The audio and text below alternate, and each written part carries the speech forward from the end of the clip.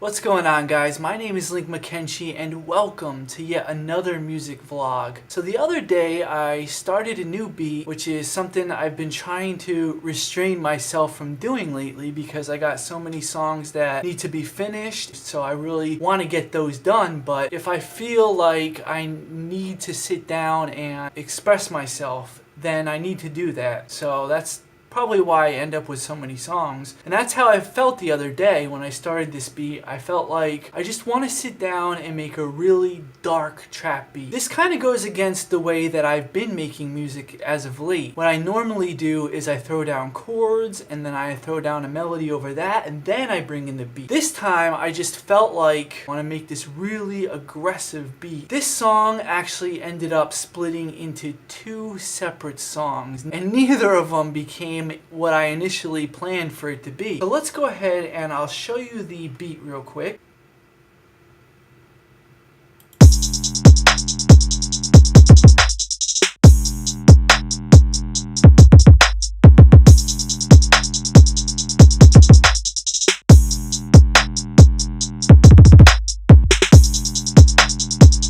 So there we go, we got 808s going crazy, we got distortion on the 808, and you can tell by how many kicks that I've thrown in there that this beat was supposed to be really aggressive. And what I envisioned when I made this beat was a really dark atmosphere and a really dark, empty melody to go over it.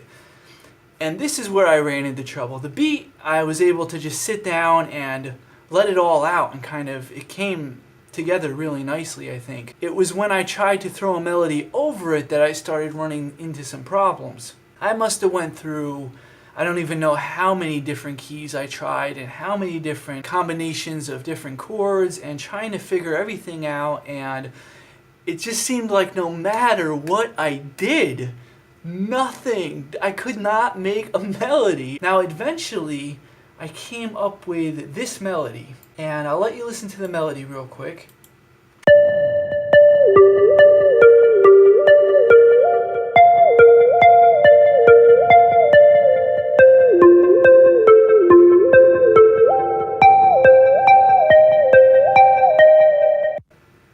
So the idea with this melody, as I'm trying to make it dark and I'm trying to make it kind of empty, I guess you could say, that's what I envisioned when I was making the sound design for this. The sound design that I had in mind didn't match the melody that I came up with. When I came up with this melody, I did something I normally don't do. What I did was I used broken chords. What I normally do, like I've said before, is I put the chords and then I let the chords play, and then I draw in or play the melody on top of the chords, and that's how I come up with the melody. This time I decided I'm just going to take the chords and break them up and kind of make the melody from the chords. So yeah, there we go. I broke up the chords, and at this point I'm getting pretty frustrated because it sounds good, I like it, but it's not what I want though.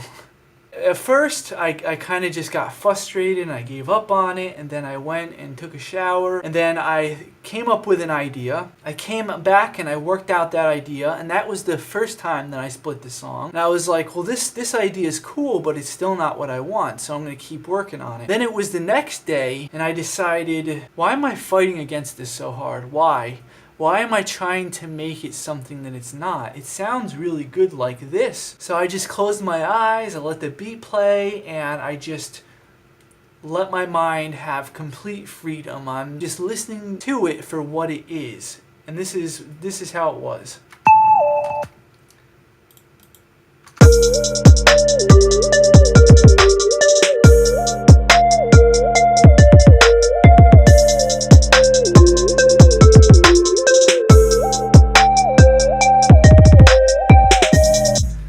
So now I'm sitting there listening to it and I'm like this, and I'm just I'm not thinking. I'm just letting my mind open, and I'm just envisioning, letting these visions come to me, and letting my mind wander, and letting myself be in another place through this music. And suddenly, I was at the ocean. That's exactly where this song took me. And I thought to myself, this wasn't the way that I wanted it to be. This didn't turn out at all what I envisioned when I sat down. But everything happens for a reason. And once I envisioned myself at the ocean, I realized that this is actually something really special, because I'm the type of person that loves to explore different musical genres, especially obscure musical genres. Like witch house, for example, is one of my all-time favorites. I got a ton of witch house songs that are going to be going on Ghosts. What makes it so interesting for me is that it's so obscure. It was only big for a certain period of time, very small period of time actually, and then it kind of dissolved away. And another one of these genres that was like that was called Seapunk, and Seapunk had a shorter lifespan than witch house. Witch house at least had its own distinct sound. If you were to listen to a lot of witch house, you can tell that there's a vibe going on. You can tell when there's a track and it's a witch house track. It has its own distinct identity, its own distinct sound. Now what's interesting about Seapunk is that it doesn't. It has no identity at all, because it got really popular and then it just dissolved. Nobody really knew what it was. And so we had all these Seapunk songs and they all sounded really different.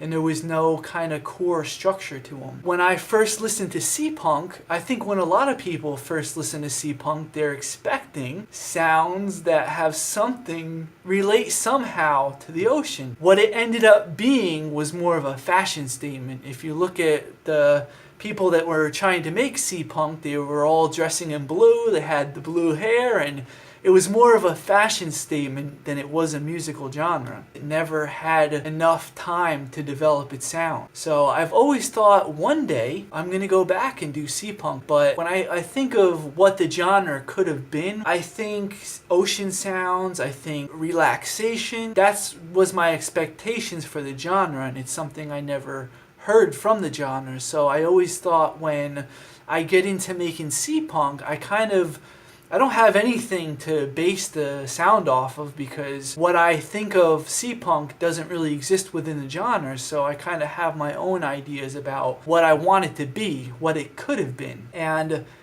it hit me. It hit me when I was closing my eyes and I'm suddenly at the ocean, and I'm just thinking, the way that I made this melody, the way that it dips up and down, the way that everything's laid out. This is what I wanted Seapunk to be. All those years ago when I discovered this genre, this is exactly what I wanted it to be. At first, I wasn't so easy to accept it, because I made that aggressive beat for an aggressive melody, something dark, and this isn't dark at all. So what I did was I went and I made a different beat. Instead of having so many 808s clumped together in triplets and whatnot, I kind of spread them all out. So when I played the new 808 patterns over the melody, it didn't fit. It didn't fit at all. And I thought, wow, that's really strange, because with this kind of laid back melody, you would think that you'd want the beats to kind of be spread out and laid back as well, so that they kind of match it. But in this case, it didn't fit. For some reason, this aggressive beat fit more with this laid back melody. And I decided I'm going to leave it like that, because this could be good for the genre. And so where do I go from here now? And I thought about it, and I just started building off of this foundation. So let me go ahead and open up the new project file, and I'll show you kind of the direction that I took this song. Okay, so here we are. I got this open. We're at Seapunk 5. Which isn't the 5th Seapunk song I made, it's actually the 5th save file. And this is actually the very first Seapunk song that I've made. So let's go ahead and let's hear what I came up with so far.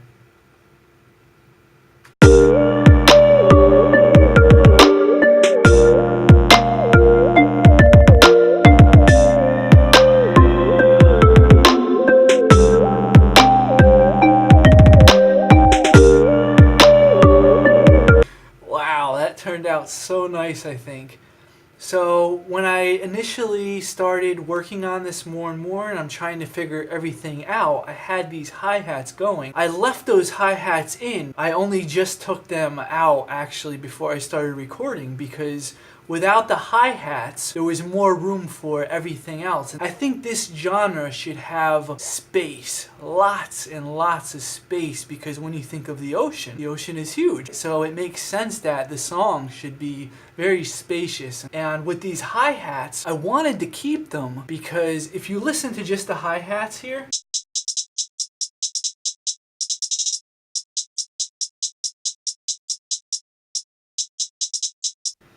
I wanted to keep them because they kind of sound like they're underwater. I do this a lot in my trap beats, so I never thought to take them away because I figured, well, they fit so perfectly within the context of the song. And I do the same thing with the clap. If you listen to the clap here, kind of sounds like it's underwater. It's really filtered out a lot of the high end, and if you really listen, you can hear a little bit of reverb on there. And yeah, it took a lot of tweaking actually, because with this track, with adding reverb on everything, you got to be careful because the more reverb you put onto everything, the more it's going to clash together with the reverb on the melody, is going to clash with the reverb on the pad. It's not going to sound really good. So there are ways around this, which are basically a whole lot of EQing. Of course, you got to EQ everything properly, but another thing when working with reverb is you just have to be very, very subtle with everything. So with the reverb on this clap, you look at these settings here, and it took me a while to get these settings exactly right because the clap was way too dry without reverb, but then when I applied too much reverb, it just clashed with everything else. So it took really a long time to tweak this to get it exactly right. And the reverb, the reason why I put it on another track is because if you connect one track to another and then put the reverb on it, now the reverb is not directly on the clap. It's kind of behind it. So you got the dry single, which is the clap, and then you got the reverb behind it, and then you can EQ the reverb separately, you can compress it, you can widen it, you can do whatever you want to it, and it won't affect the clap. It'll just only affect the reverb. So that's a pretty common technique that I almost always use. So it took a while to get that right, and let me show you what I ended up doing with the melody. I ended up splitting the melody into two different waveforms, and the first waveform, the original waveform, has the reverb from within Serum, and I'll show you that real quick. So this should be the original. So now you can hear it's absolutely, it's drenched in reverb. It's 50% dry, 50% wet. This is what made it so open and wide and made me think of the ocean to begin with. So I wanted to keep that, but on the other hand, I was kind of getting lost. If you listen to it, just with this original one, if you listen to it without the sound effect,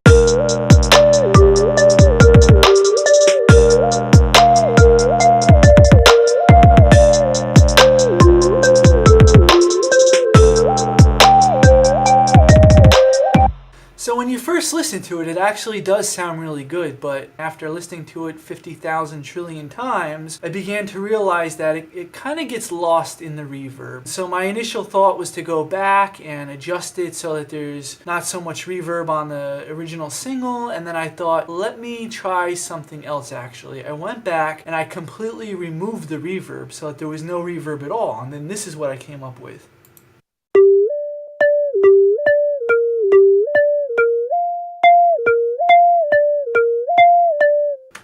Perfect. So I thought I'll just blend them both together now. And when I initially did that, it kind of clashed with it and it didn't really fit on top of it. I'll show you what I mean.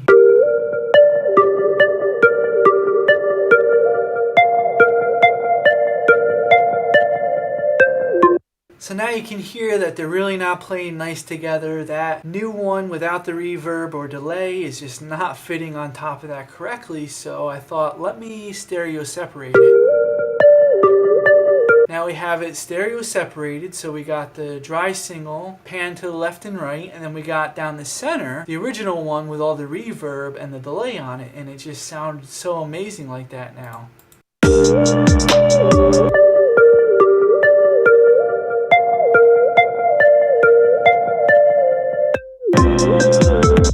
So that turned out really good. And then I thought, okay, now we're doing so good, really coming along. What else can I do now? There's so much when you think about it. There's so much to experiment with and so many different things to try. So the very first thing that popped into my head, I immediately thought back to when I first started producing. One of the first plugins that I ended up downloading was called Whale Song. I went to look for it on the internet and it's kind of obscure. It's kind of hard to find, but luckily I was able to track it down, and then I just went and got some whale sounds from that, and here they are in isolation.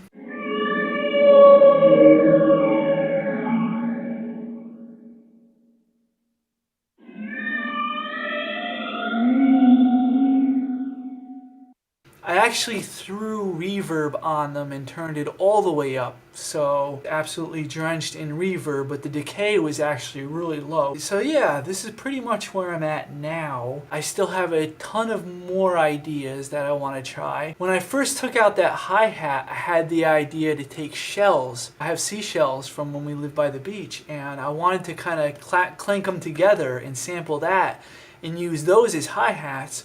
But I decided in the end that I don't want to use hi-hats in this genre. I really want to keep hi-hats out of the picture completely because I want to have all that room to throw in other things. There's still a lot to be done on this. There's still a lot of ideas that I want to put into this song. Yeah, so this is the blueprint that I've laid out for myself for when I expand on this genre now. I have a foundation that I've laid down for myself. And yeah, the seashells, I wanted to use those for hi-hats, but I think in future songs I'm going to use that seashell idea for the snare. I think that would be really cool.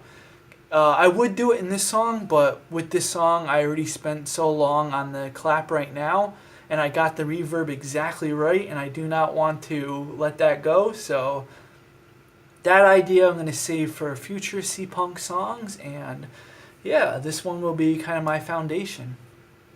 So that is about it that's pretty much where I stand with this song right now, and join me next time on my next vlog and I will show you the other song, because remember I said I split this into 2 separate songs. So in the next vlog, I will show you the other song that it got split into and how I came up with that idea. So thank you guys for joining me. I hope you've enjoyed this kind of surprise song session. So thank you guys so much for joining me, and I'll catch you next time.